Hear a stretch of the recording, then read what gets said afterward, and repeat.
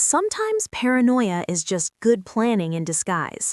That's what I kept telling myself 3 months ago when I hired the security company to install the cameras, even as my coworkers' mockery echoed through the halls of Barrett Technologies. I'm Sarah Mitchell, 35, Director of Research and Development at one of the country's leading quantum computing firms.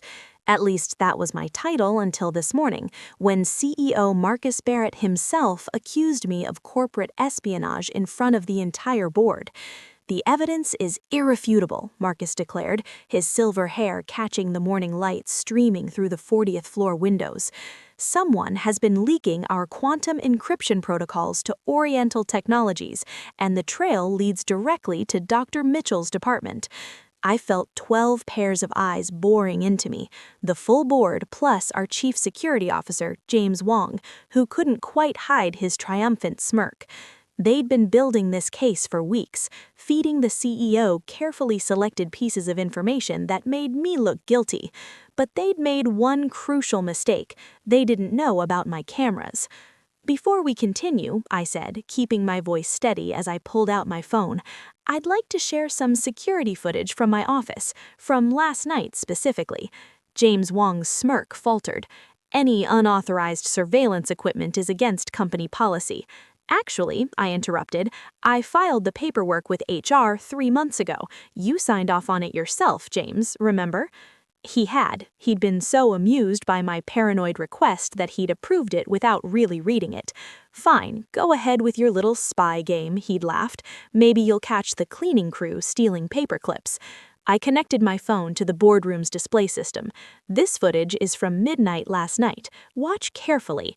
The video showed my office in the eerie glow of emergency lighting. At first, nothing moved. Then a figure entered using a keycard that shouldn't have existed. The person moved directly to my computer, inserted a USB drive, and began typing. "Let me enhance the image quality," I said quietly.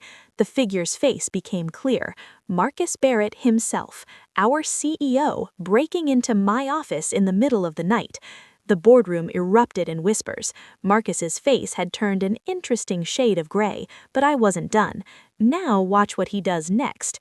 On screen, Marcus opened my filing cabinet using another key that shouldn't have existed, removed several folders, and began photographing documents with his phone. Those are the encryption protocols, I explained to the board, the ones that were supposedly leaked from my department. Interesting that they showed up on Oriental Technologies servers this morning, isn't it? "This is ridiculous," Marcus sputtered. "Obviously, the footage is doctored." "The cameras upload directly to a secure blockchain," I cut in. "Every frame is timestamped and authenticated." But that's not the interesting part. I swiped to another video feed. This is from 3 nights ago. The new footage showed James Wan in my office planting documents in my desk drawers, documents that would later be discovered during a security audit. "You're both probably wondering how I knew to install the cameras," I continued. "That's an interesting story. It started 6 months ago when I first noticed something odd about our quantum encryption project." I could see Marcus and James exchanging panicked glances. They knew what was coming. The project had been my baby, a revolutionary approach to quantum key distribution that could make our encryption unbreakable. But small inconsistencies had started appearing in our test results, tiny changes in the code that nobody could explain. At first, I thought it was just normal debugging issues. Then I found the first backdoor. It was elegant, hidden so deep in the code that most people would never notice it. But I'd written the original algorithms myself. I knew every line of code like I knew my own heartbeat. Someone had modified my work, creating a secret way to bypass our quantum encryption. The backdoor was sophisticated, I told the board. It needed 2 people to implement it, someone with high-level access to our systems and someone who could alter the security protocols to hide the changes, someone like our CEO and our chief security officer. Marcus stood up so abruptly his chair crashed backward. "This is absurd. You have no proof." Actually, a new voice spoke from the doorway. She has quite a lot of proof. Special Agent Diana Chin of the FBI Cyber Division stepped into the boardroom, followed by several agents in tactical gear. Dr. Mitchell has been working with us for the past 3 months, documenting your collaboration with Oriental Technologies. The cameras were our idea, actually. I watched the color drain from Marcus's face. Agent Chen continued, "We've been investigating Oriental Technologies for years.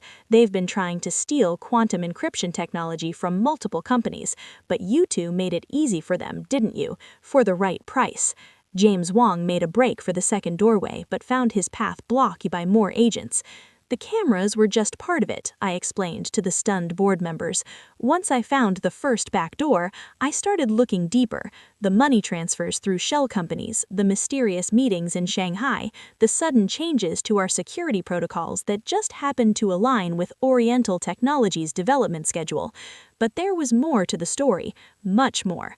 As the FBI began reading Marcus and James their rights, I thought about the real reason I'd gotten suspicious, the piece of evidence that had started it all, something so small that nobody else would have noticed, because this wasn't just about corporate espionage or quantum encryption. This was about murder. "Agent Chin," I said quietly, "show them what we found in the old server logs." She nodded grimly. "The logs from the night Dr. Thomas Mitchell accessed the quantum encryption mainframe for the last time, the night of his accident." My father's face flashed in my memory. Brilliant physicist, loving parent, and the first person to notice that something was wrong with our quantum encryption protocols. The night he died in that suspicious car crash, he'd been trying to warn me about something he'd discovered. The board members leaned forward as Agent Chin pulled up the logs. None of them knew the real reason I'd installed those cameras. They were about to learn that sometimes paranoia isn't about fear, sometimes it's about justice. The server logs told a story that only a handful of people could have understood. To most of the board members, they just looked like strings of code and timestamps, but I'd spent the last 6 months piecing together what my father had discovered that night. At 11:42 p.m., Agent Chin explained, Dr. Thomas Mitchell accessed the quantum encryption mainframe using his emergency credentials. He downloaded several files, then initiated a secured transmission to the FBI Cybercrime Division. That transmission was intercepted and deleted before it reached us. I pulled up another window on the display. This is the building's security footage from that night. Watch who enters the server room after my father. The grainy video showed Marcus Barrett and James Wong rushing into the server room just minutes after Dad left. They spent 20 minutes inside, then emerged looking agitated. An hour later, my father's car went off the road on his way home. "No skid marks," I said quietly. "No mechanical failures, just a perfectly maintained vehicle suddenly veering off a straight road on a clear night. The police called it an accident. I called it impossible." Marcus, still flanked by FBI agents, tried one last bluff. "You can't prove anything. Traffic accidents happen." "The quantum encryption protocols my father was working on," I continued as if he hadn't spoken, "were designed to be unbreakable, but he found something in the code, a pattern that shouldn't have been there, a backdoor so sophisticated that it could only have been created by someone with intimate knowledge of quantum computing." I brought up side-by-side comparisons of code sequences. The backdoor wasn't just for stealing our technology, it was designed to create a secret channel for transferring massive amounts of data without detection, perfect for corporate espionage, money laundering, or, I paused significantly, helping certain foreign powers bypass international banking sanctions. The board members were starting to understand. Barrett Technologies wasn't just a victim of corporate espionage, it had been deliberately compromised from the inside, turned into a tool for international financial crime. Oriental Technologies was just the tip of the iceberg. Agent Chin took over. They were a front for a much larger operation. "Dr. Mitchell, show them what your father found in the deep code analysis."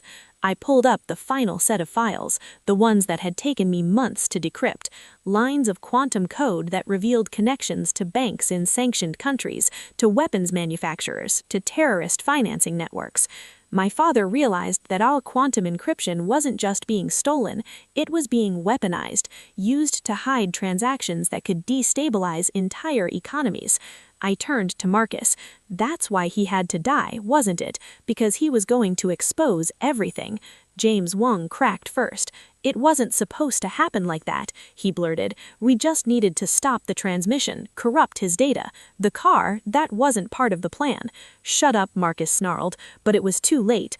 "The car's computer," I continued, bringing up more data, "was accessed remotely that night. Someone used a backdoor in its operating system, similar to the one in our quantum encryption. The brakes and steering were compromised. My father never had a chance." One of the board members, Dr. Helen Chong, spoke up. "But how did you get access to all this evidence? These systems are supposedly unhackable." I smiled grimly, because my father taught me everything he knew about quantum computing, including how to hide things in plain sight. The transmission to the FBI that night, it wasn't really interrupted. Dad had created a quantum-entangled backup that could only be accessed using a key he left for me. The quantum entanglement key had been hidden in plain sight in a scientific paper he'd published just weeks before his death, a paper about parent-child relationships in quantum systems, dedicated to me. The equations contained a coded message that led me to his secret backup server. "For 6 months, I played dumb," I explained. "Let them think they'd gotten away with it. Worked with the FBI to gather evidence while pretending to be the grieving daughter just trying to carry on her father's work." Agent Chin nodded. Dr. Mitchell's cooperation was crucial. She helped us map the entire network, identify all the players. The cameras in her office were just the final piece, catching them in the act of trying to frame her when they realized she was getting too close to the truth. Marcus Barrett had slumped in his chair, his arrogance finally shattered. "You have no idea what you've done," he muttered. "The people behind this, they don't forgive failure." "We know exactly who they are," Agent Chen replied. "Teams are moving in on their operations worldwide as we speak. Your partners in Shanghai, Dubai, Moscow, they're all being shut down right now." The boardroom erupted in chaos as more FBI agents entered, securing computers and documents. Dr. Chung approached me quietly. "Your father was my friend," she said. "I always knew his death wasn't an accident, but I never imagined. Why didn't you tell me what you were doing?" "Because Dad's notes warned me not to trust anyone in the company. The conspiracy went deeper than just Marcus and James." I looked meaningfully at several other board members who were now being questioned by FBI agents. Some of our colleagues were willing to look the other way for the right price. The next few hours passed in a blur of federal agents, forensic accountants, and cybersecurity experts swarming the building. Barrett Technology's stock price would take a hit, but the company would survive. The quantum encryption protocols, the legitimate ones, were still revolutionary. As evening fell, I found myself back in my office, looking at the hidden cameras that had helped expose the truth. Agent Chin joined me. "The DA is confident about the murder charges," she said. "Between the car's compromised systems and the server logs, she sees premeditation. Your father will get justice." "He already has," I replied, picking up the framed photo on my desk. Dad and me at my PhD graduation, both of us beaming at the camera. He taught me that in science and in life, the truth leaves traces. You just have to know where to look. The quantum encryption project would continue under new leadership. Dr. Chong had been appointed interim CEO with a mandate to clean house and rebuild the company's reputation. She asked me to head the restructured research and development division. "Your father would be proud," Agent Chen said, heading for the door. "Not just of you exposing the truth, but of how you did it, using their own quantum encryption against them. That's poetic justice." I smiled, remembering Dad's favorite saying, "In quantum mechanics, everything is connected. Just like in life, pull one thread and the whole pattern changes." The conspiracy he discovered had been vast, threatening not just our company, but global financial stability. His last act had been to ensure that I would have the tools to unravel it. Not just the quantum entanglement key, but the lessons he'd taught me throughout my life: patience, attention to detail, and the understanding that sometimes the biggest truths hide in the smallest anomalies. 1 month later, I stood in the newly reorganized quantum computing lab, watching my team work on the next generation of encryption protocols. The cameras were still there, no longer hidden, but a reminder that security isn't paranoia when the threat is real. Marcus Barrett and James Wong had both taken plea deals, providing evidence against their international co-conspirators. The federal investigation had uncovered similar schemes at other tech companies, leading to a wholesale reorganization of quantum computing security protocols worldwide. Dad's quantum entanglement paper had been republished, this time with an appendix explaining its hidden message. It had become required reading in computer security courses, teaching future generations that the best encryption isn't just about complex algorithms, it's about understanding human nature. The civil suits were still ongoing, shareholders demanding accountability, customers worried about compromised systems. But Barrett Technologies was emerging stronger, more transparent, with new safeguards against internal corruption. Dr. Chong had implemented many of Dad's original security proposals, the ones that had been mysteriously lost before reaching the board, including his idea for quantum-secured cameras throughout the building, not just in my office. "Your father used to say that observation changes quantum systems," Dr. Chong told me during a recent meeting. He proved that observation can change corrupt systems too. The international financial networks that Marcus had helped hide were still being untangled. Every day brought new revelations about how deep the corruption had gone, how many lives had been affected by the hidden money flows that our compromised encryption had concealed. But Dad's last gift, the quantum entangled backup, had provided the key to unraveling it all, like a thread pulling loose from a sweater. Once we had that first piece, the whole thing began to unravel. I kept the cameras in my office. Even though the immediate threat was gone, they served as a reminder that sometimes the crazy-seeming precautions are the wisest choices, that paranoia properly channeled can be a form of preparation. The world of quantum computing was changing, becoming more secure, more transparent. Dad's death had exposed vulnerabilities, not just in code, but in human nature. His legacy lived on in the new security protocols, the enhanced oversight, the understanding that even the most sophisticated technology is only as trustworthy as the people who control it.